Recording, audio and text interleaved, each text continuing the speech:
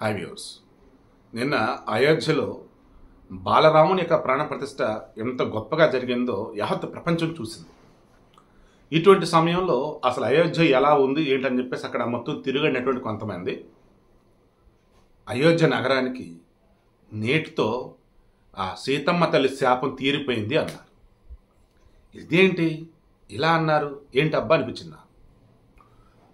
ఒక్కసారి చెక్ చేస్తే ఇప్పుడు ఈ రామ మందిర నిర్మాణం జరగటానికి ముందు, ఈవెన్ రామ మందిర నిర్మాణం జరిగి నిన్న ప్రాణప్రతిష్ఠ జరగటానికి ముందు కూడా చూసుకుంటే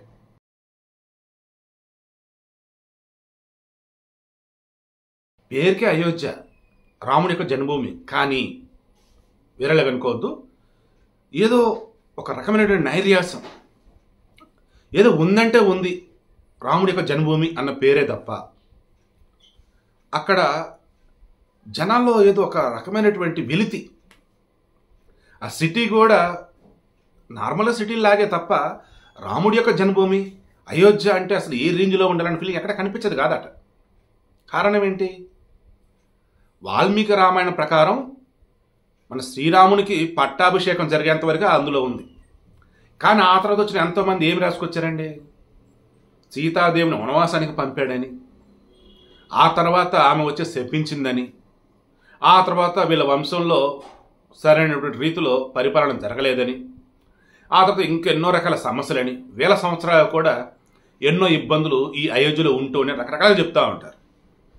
దానివల్లే సరైన వసతులు లేకపోవటం కావచ్చు, రావాల్సిన గుర్తింపు లేకపోవటం కావచ్చు, లైక్ ఇలా. అయితే ఎప్పుడైతే ఈ రామ మందిర నిర్మాణం జరుగుతూ ఉన్న మూమెంట్లో రేపు ప్రాణప్రతిష్ఠ జరిగిన తర్వాత కొన్ని కోట్ల మంది ఇక్కడికి వస్తారు కాబట్టి మరి ఇక్కడ సౌకర్యాలు ఉండాలి కదా చూసుకుంటూ ఉన్నప్పుడు అప్పటి వరకు 3 స్టార్ హోటల్స్ లేనటువంటి అక్కడ ఒకటి అక్కడ 1-2, ఇప్పుడు ఏకంగా 5 స్టార్ హోటల్స్ నిర్మిస్తామని చెప్పి ఏకంగా 100 అప్లికేషన్లు వచ్చాయట. ఫైజాబాద్ జిల్లా కలెక్టర్కి వచ్చేసి అప్లికేషన్స్ వచ్చినాయి. అయ్యా, అయోధ్యలో మేము 5 స్టార్ హోటల్ నిర్మిస్తాం, మాకు అనుమతి ఇవ్వండి అంటూ. ఇది ఎవరంటే I think Bhimalendra Pratap Simha, I think so ఆయన చెప్పుకున్నారు. ఎవరైనా ఈ రామ జన్మభూమి తీర్థక్షేత్ర ట్రస్ట్లో 1 ఆఫ్ ది మెంబర్ అండ్ రాముని యొక్క వంశపారంపర్యంగా వస్తున్నప్పుడు ఆ వంశంలో ఒక అతను అన్నట్టు. ఏమంటున్నాడంటే, ఇన్నాళ్ళు అయోధ్య అంటే ఒక సిటీ అన్నో ఒక టౌన్ అన్నో అన్నట్టుగా ఉండేది. కానీ ఈరోజు అయోధ్య అంటే రామ జన్మభూమి అంటూ ఉన్నారు. ఈరోజు అయోధ్య అంటే సాక్షాత్తు ఆ రామచంద్రుడు కొలువై ఉన్నటువంటి ప్రాంతం అంటూ ఉన్నారు. ఎక్కడ చూసినా సరే పచ్చదనం, పరిశుభ్రత, ఎక్కడికక్కడ క్లీన్ అండ్ గ్రీన్. ఇదిగో అద్భుతమైనటువంటి రీతిలో ఆ అయోధ్య రైల్వే స్టేషన్ తీర్చిదిద్దారు. ఆ వాల్మీకి మహర్షి పేరు పెట్టి చక్కగా మన ఈ ఏవియేషన్ వాళ్ళు వచ్చేసి ఎయిర్పోర్ట్ని అద్భుతంగా తీర్చిదిద్దారు. సో ఎయిర్పోర్ట్ రెడీ అయింది. ఆల్రెడీ ఉన్నటువంటి స్టేషన్, రైల్వే స్టేషన్ అత్యద్భుతంగా ఆధునీకరించున్నారు. ఇంటర్నల్గా వచ్చేసి ట్రావెలింగ్ ఫెసిలిటీస్ కూడా డెవలప్ చేశారు. ఇప్పుడేంటి, టెంపుల్ టూరిజంకి కేర్ ఆఫ్ అడ్రస్కి ఇప్పుడు అయోధ్య మారబోతా ఉంది. ఇప్పటి వరకు ఉత్తర భారతదేశంలో ఎక్కడైనా కానీ ఆధ్యాత్మిక అన్నప్పుడు కాశీ అందరికి కూడా, అఫ్ కోర్స్ నార్త్ ఇండియా నుంచి కూడా ఎంతో, not only north India, south India నుంచి కూడా ప్రతి ఒక్క హిందువు కూడా తన జీవితంలో ఒక్కసారైనా కాశీకి వెళ్ళాలని అనుకుంటా ఉంటాడు. అటు కాశీ, ఇటు రామేశ్వరం. రామేశ్వరం వచ్చేసి దక్షిణాన, కాశీ వచ్చేసి ఉత్తరాన. సో ఈ కాశీ అండ్ రామేశ్వరం ఖచ్చితంగా 2 దర్శించాలనుకుంటూ ఉంటారు. 2 చోట్ల కూడా ఉంది మన శివుడే. ఇక వైష్ణవులు వచ్చేటప్పటికి మన సౌత్లో వచ్చేసి తిరుమల వెంకటేశ్వరుడు, ఆ తర్వాత గురువాయూరు శ్రీకృష్ణుడు. అక్కడ చూసుకుంటే మధురలో శ్రీకృష్ణుడికి సంబంధించి ఉంది, బట్ అక్కడ ఆలయం లేదు. ఇప్పుడు అక్కడ కూడా మసీదు ఏదో ఉందని దాని మీద సర్వే చేసేసి మరి అక్కడ అంతకుముందు కృష్ణుడు ఆలయం కనుక ఉన్నట్టయితే దానిని కూడా కృష్ణుడు ఆలయానికి ఇవ్వాలని చెప్పేసి దానికి సంబంధించి పిటిషన్లు వేయటం మొదలైంది. రాజస్థాన్లో ప్రజెంట్ ఎమ్మెల్యేనో మంత్రిగా ఉన్నటువంటి ఒక వ్యక్తి ఈ రామమందిరం నిర్మాణం అయ్యే వరకు అతని దీక్ష తీసుకున్నాడట. ఇప్పుడు నిర్మాణం అయింది కదా, సంతోషం. ఇప్పుడు ఆ దీక్ష విరమించి ఇప్పుడు రోజుకు 1 పూట భోజనం చేస్తాను నేను మధురలో శ్రీకృష్ణ మందిరం నిర్మాణం అయ్యే వరకు అంటున్నాడు. ఈ మధుర దానికి సంబంధించి కోర్టు రీసెంట్గా చెప్పినట్టు ఉంది, సర్వే ఆపునో సమ్మేదో చెప్పినట్టుగా ఉన్నారు. సో ఇప్పుడు ఉత్తర భారతదేశంలో ఉన్నటువంటి వాళ్ళంతా కూడా కాశీ తర్వాత వెళ్ళడానికి అనుకూలంగా ఉండి అందరూ ఖచ్చితంగా దర్శించదగినటువంటి తీర్థక్షేత్రం అన్నట్టు కావచ్చు, లేదన్నప్పుడు టూరిజం అనుకున్నప్పుడు టెంపుల్ టూరిజం అనుకుంటూ కావచ్చు. ఇప్పుడు అయోధ్య కనిపిస్తూ ఉంది. ఆల్రెడీ అయోధ్య రామమందిర నిర్మాణానికి 1800 కోట్లు ఖర్చు పెట్టినట్టు అనుకుంటే ఇంకా కొన్ని వందల కోట్లేమో ఆ ట్రస్ట్ దగ్గర ఉన్నాయి, ఇంకా నిర్మాణం జరుగుతూ ఉన్నారు. వాళ్ళు ఏం చేస్తున్నారు, అసలు నాట్ ఓన్లీ త్రేతాయుగం, ద్వాపరం, కలియుగం, అంతకుముందు కృతయుగం, ఈ 4 యుగాలకు సంబంధించి కీలకమైనటువంటి హైందవ ధర్మానికి ముడిపడి ఉన్న అన్ని అంశాలు కూడా ఈ అయోధ్య రామమందిరానికి వెళ్తే మనకు అర్థమయ్యేలాగా చేయబోతా ఉన్నారు. ఏదైతే మెయిన్ మందిరం ఉందో అది ప్రపంచంలోని 3వ అతిపెద్ద గుడి. ఆ తర్వాత కొన్ని ఎకరాల స్థలం అనేది ఉంది. అందులో ఇక రకరకాలుగా దేవుడి యొక్క ప్రతిమలు రాబోతుంది. అండ్ మన హిస్టరీ తెలిపేటువంటి కొన్నో అంశాలకు సంబంధించి అక్కడ వాళ్ళు ఉంచబోతా ఉన్నారు. అలా చెప్పుకుంటూ ఉంటే అయోధ్యకు వెళ్తే చాలు ఇక మనకు అన్నీ తెలుస్తున్న ఫీలింగ్ హైందువులకు ఇచ్చేలా చేస్తున్నారు. అండ్ టెంపుల్ టూరిజం ప్రోత్సహించే విధంగా అన్ని ఫెసిలిటీస్ ప్రొవైడ్ చేస్తూ ఉన్నారు.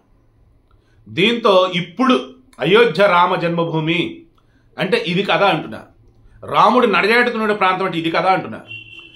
కొన్ని వందల సంవత్సరాలుగా ఏదో వెలితితో ఉన్నటువంటి అయోధ్య ప్రజలు ఈరోజు చిరునవ్వులు చిందిస్తూ ఉన్నారు. కాంతులు ఎన్నుతూ ఉంది అయోధ్య. ఏదో చెప్పుకుంటూ పోయినట్టయితే మనకి రామాయణం అనగానే బాలకాండ, అయోధ్యకాండ, అరణ్యకాండ, కిష్కింధకాండ, సుందరకాండ, యుద్ధకాండ, ఉత్తరకాండ. బట్ 6 మెయిన్ అంటారు, చివరిది ఉత్తరకాండ. సో ఇందులో వచ్చేసి మనకి ఎక్కడ కూడా సీతమ్మ తల్లిని మన రాముడు దూరం పెట్టడం అంటే ఎక్కడా ఉండదు. అణువణువునా కూడా సీతాదేవే రాముడిలో ఉండిద్ది అనమాట. తన కంటి చూపును బట్టే సీతమ్మ తల్లి అర్థం చేసుకునేది రాముడి యొక్క నెక్స్ట్ స్టెప్ ఏంటని. అలాగే రాముడు కూడా అంతే. సో వాల్మీకి రామాయణటువంటి అంశాలు అవి. కానీ సీతాదేవి శాపం పెట్టింది, ఇవన్నీ కూడా వేరే వేరే రామాయణాలు వాళ్ళు రచించడం అనమాట. పోనీ అలా అనుకున్నా ఈరోజు ఆ శాపం తీరింది అన్నట్టే అని చెప్పేసి అక్కడ ఉన్న వాళ్ళు చెప్తా ఉన్నారు. సో మీకు అర్థమైందా? అసలు శిశులైనటువంటి అయోధ్య ఆనాడు త్రేతాయుగంలో దశరథుడు, రాముడు, లక్ష్మణుడు, భరతుడు, శత్రుఘ్నుడు వీళ్ళంతా కలిసి ఉన్నప్పుడు, ఇంకా సీతాదేవితో పెళ్లి జరగడానికి ముందు ఉన్నప్పుడు ఆ అయోధ్య ఎలా అయితే కలకలలాడుతూ ఉందో, వీధులన్నీ దేదీప్యమానంగా ఎలా వెలుగొందుతూ ఉన్నాయో, ప్రజలంతా కూడా ఎలా సుఖ సంతోషాలతో ఉంటూ ఉన్నారో అలా ఈరోజు కనిపిస్తుంది ఈ అయోధ్య అంటూ ఉన్నారు. సో మీరు కూడా ఉత్తర భారతదేశంలో కనుక టూరిజం అన్నట్టుగా ట్రావెలింగ్ చేయాలనుకున్నప్పుడు అయోధ్య ఖచ్చితంగా సందర్శించండి. నేను చెప్పేది ఆల్రెడీ మీరు రెడీగానే ఉండి ఉంటారు. సో ఫైనల్లీ ఇన్నాళ్ళకి అయోధ్య అంటే ఇది కదా అనిపిస్తూ ఉంది ఒక్కొక్కరికి. అక్కడ అన్ని ఫెసిలిటీస్ ఉన్నాయి. అండ్ మన మోదీ గారు ఆల్రెడీ దీక్ష తీసుకొని మరి మన ప్రాణప్రతిష్ఠ చేసిన తర్వాత దీక్ష విరమించున్నారు. సో ఆ దీక్షలో కూడా ఎంత పవిత్రంగా ఆయన ఉన్నాడు. ఎక్కడైతే సీతమ్మ తల్లిని తీసుకురావడం కోసం వనరులంతా కలిసి ఏ రామేశ్వరం దగ్గర అయితే అక్కడ ఏమంటారు బ్రిడ్జిని నిర్మించున్నారు, రామసేతు, అక్కడికి వెళ్ళి పూజలు చేయడం కానీ, దక్షిణ పశ్చిమ గుడులన్నీ కూడా సందర్శించుకోవడం కానీ. ఎందుకు ఇవన్నీ కూడా? రాముడు వనవాసం అరణ్యవాసంలో ఉన్నప్పుడు సీతాదేవిని వెతుకుతూ వస్తున్న మూమెంట్లో అన్నిటి దర్శించుకుంటూ వచ్చిండు. అవన్నీ కూడా మోడీ దర్శించుకున్నాడు. సో అంతిమంగా ఫైనల్గా నేను చెప్పేది ఏంటంటే, నిజమైనటువంటి హైందవ ధర్మం పరిడి వెళ్ళే విధంగా మన పాలకులు కూడా ఉన్నట్టయితే అప్పుడు రామరాజ్య పరిపాలన జరుగుతుందని చెప్పేసి మనం అంతా అనుకోవచ్చు. అప్పుడు హిందూ, ముస్లిం, క్రిస్టియన్, బౌద్ధులు, జైనులు అందరూ కూడా ఈ భారతదేశంలో సుఖ సంతోషాలతో సంతోషంగా ఉంటారు. ఆ రోజు రావాలని మనస్ఫూర్తి కోరుకుంటూ ఉన్నా. మొత్తానికి అయోధ్యకి ఎటువంటి శాపాలు ఏమీ లేకుండా ఈరోజు గొప్పగా దేదీప్యమానంగా వెలుగొందుతూ ఉంది. ఆ రామ మందిరంలో బాలరాముని యొక్క ప్రాణప్రతిష్ఠ జరిగిన తర్వాత త్వరలో సీతారామ లక్ష్మణ సహిత ఆంజనేయులు అండ్ రిమైనింగ్ అందరూ కూడా ప్రాణప్రతిష్ఠ చేయబోతున్నారు.